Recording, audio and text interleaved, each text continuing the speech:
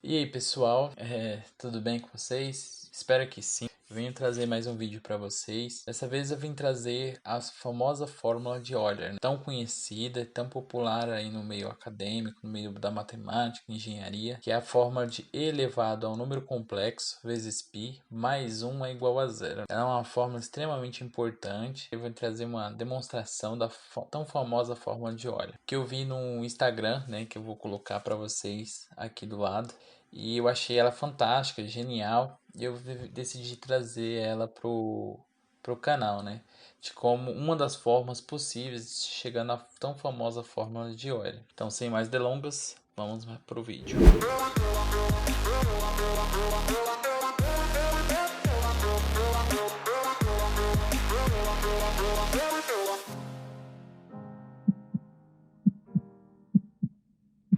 Pessoal, a fórmula de Euler ela tem assim a sua demonstração original um pouco complexa, com utilização de somatória, de algumas propriedades matemáticas de números complexos e tal. Existem outras formas, né, além da fórmula original que Euler utilizou, para se provar a veracidade dessa fórmula, né, que é utilizada por meio acadêmico, né. A gente utiliza ela em eletricidade, a gente utiliza ela para resolver números complexos e entre outras características dessa fórmula. A partir dessa forma a gente consegue tirar várias conclusões da trigonometria. Então é uma forma extremamente famosa e importante e eu vim trazer ela justamente para a gente poder discursar um pouco, né, trazer como curiosidade para vocês como é que é feito, por exemplo, uma prova matemática, né. Eu vi no Instagram, eu achei fantástico a fórmula com que foi utilizada para se provar essa igualdade, que E elevado a número complexo vezes π é igual a menos 1. Foi utilizado, na verdade, essa fórmula, né,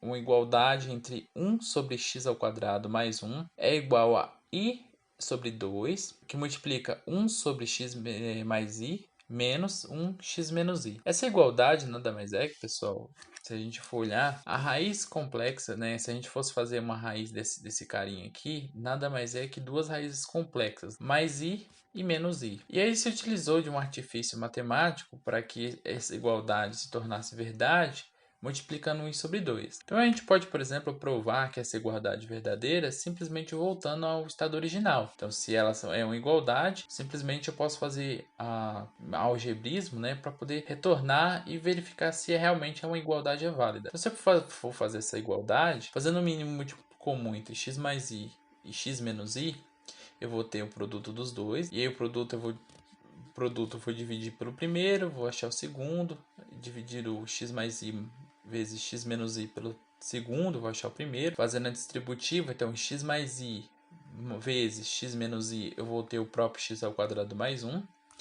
E aqui eu vou distribuir esse valor, esse menos 1, nos dois valores. Então eu vou ter x menos i, que estão aqui, menos x e menos i. E o i que está multiplicando todos esses termos aqui. 2 a mesma coisa aqui embaixo. Cancelando x menos x, eu vou ficar menos i menos i. Menos i mais menos i menos 2i. I vezes i vai ser i ao quadrado. E i ao quadrado, de acordo com a definição, é igual a menos 1. Então nós vamos ter menos vezes menos 1, que é o próprio 1.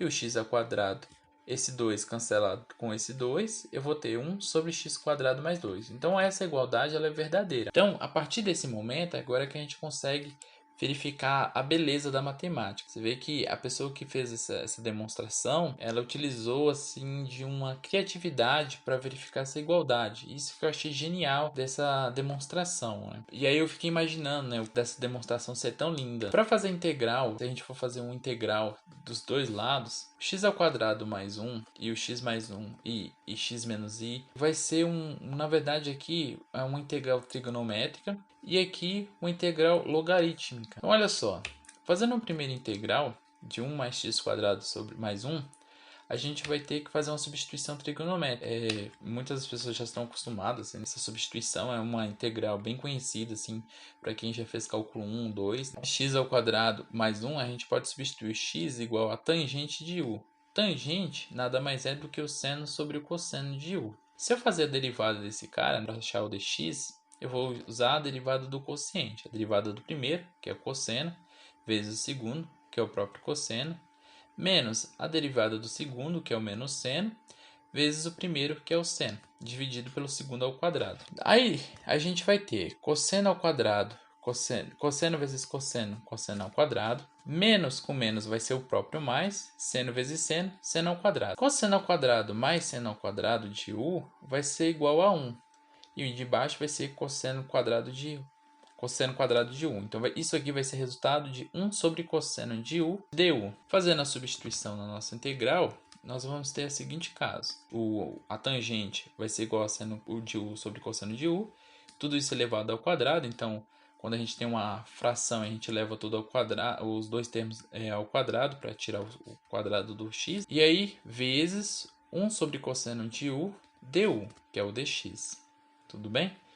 E aí a gente pode fazer uma expansão dessa somatória aqui.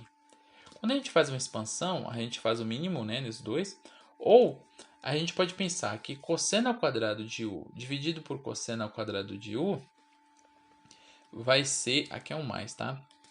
Vai ser 1. E o seno quadrado de u, cosseno quadrado de u, se mantém, vezes cosseno quadrado de u du. A partir desse ponto, a gente vai ter o seguinte passo a passo. Aqui eu posso fazer o mínimo, né, dos dois, e aí já, que é o próprio cosseno, e o cosseno de u, seno de u. Nesse caso, a gente vai voltar de novo à propriedade de cosseno de u mais seno de u é o próprio 1.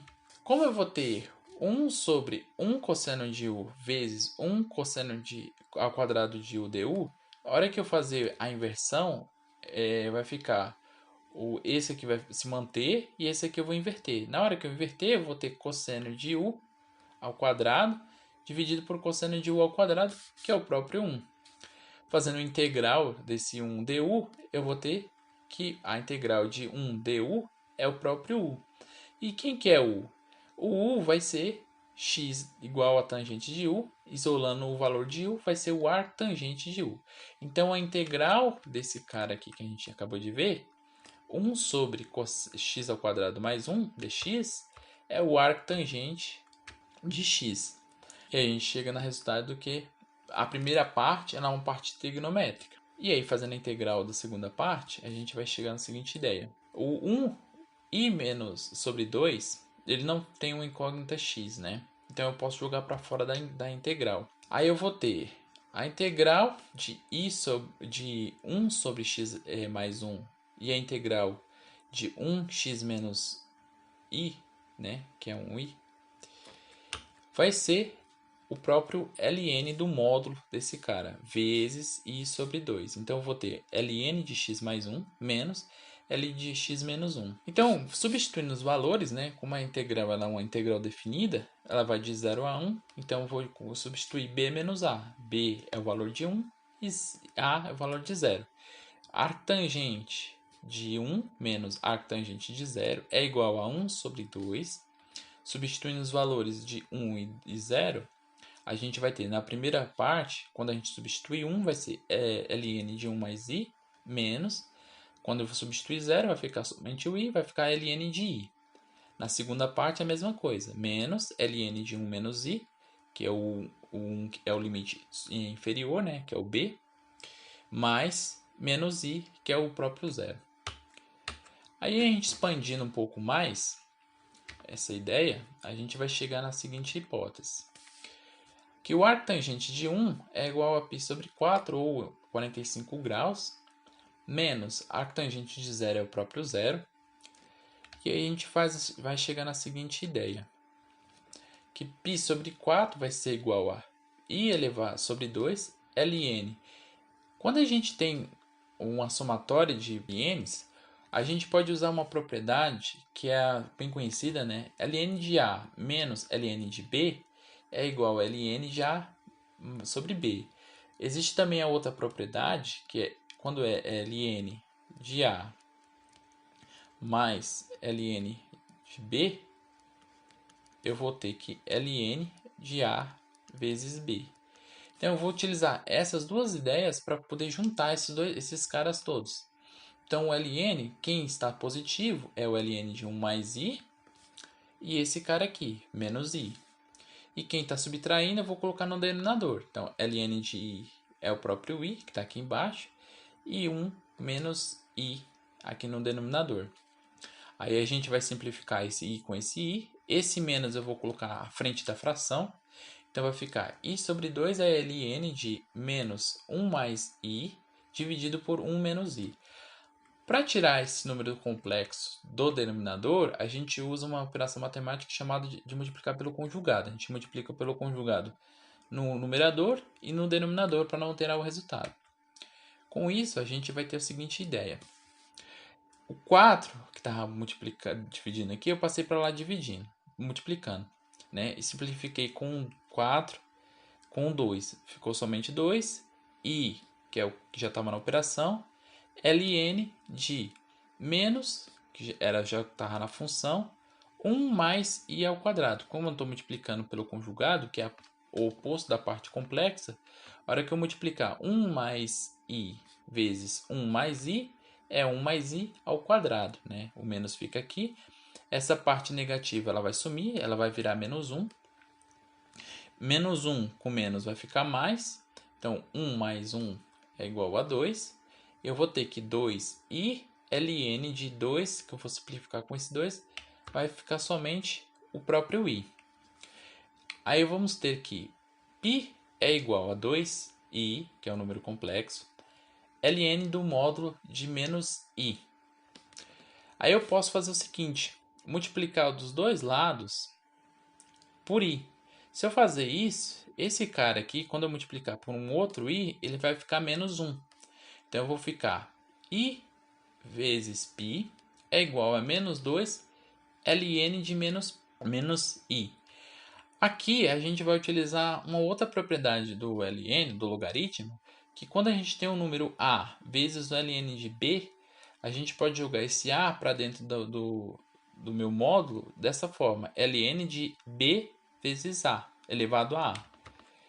Com isso, nós vamos ter a seguinte ideia. Então, eu vou jogar todo menos 2 para o i. Então, vai ficar ln do módulo de menos i elevado a menos 2. Quando a gente tem um expoente negativo, a gente joga o valor da incógnita para o denominador. Eu vou ter que ln de 1 sobre menos i elevado ao quadrado. Menos i elevado ao quadrado, menos 1. Menos 1 sobre 1, 1 sobre menos 1 é o próprio menos 1. E aí nós vamos ter que i vezes π é igual a ln de menos 1. Para eu assumir com esse ln, eu levo os dois lados a e. Esse lado vai sumir, só vai ficar menos 1. E esse lado vai ficar e elevado a i vezes π. Com isso, nós chegamos a provar a igualdade de e elevado a i vezes π mais 1 é igual a zero. Eu achei fantástica, brilhante essa demonstração. Interessante trazer o passo a passo das integral, das operações logarítmicas envolvidas na demonstração, mas eu achei extremamente linda essa demonstração que foi feita para demonstrar a igualdade de Euler, né? Se você gostou dessa curiosidade, né, um vídeo diferente do que eu tenho feito no canal, deixe seu like, comenta, né, se você quer que eu demonstre mais fórmulas matemáticas, de onde que veio. Deixe o seu comentário aí, curta, compartilhe com seu amigo também que tem essas curiosidades de matemática, tá bom? Valeu, pessoal, bons estudos!